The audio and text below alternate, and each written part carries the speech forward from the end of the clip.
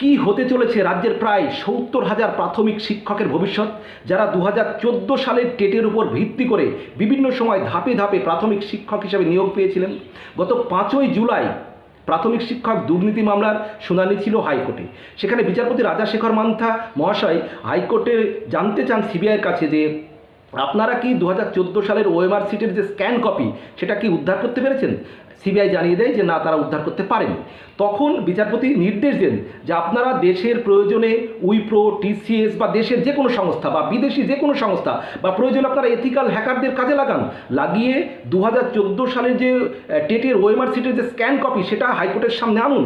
High court দেখতে চায় যে সেই স্ক্যান কপিতে কি ছিল, অর্থাৎ কারা যোগ্য আর কারা অযোগ্য। আর যদি ওই স্ক্যান কপি না পাওয়া যায়, যোগ্য অযোগ্য নির্ধারণ না করা যায়, সেক্ষেত্রে কিন্তু ২০১৪ সালের টেটটায় বাতিল হয়ে যেতে পারে। সেক্ষেত্রে প্রায় ৭০,০০০ শিক্ষকের ভবিষ্যৎ কিন্তু অনিশ্চিত।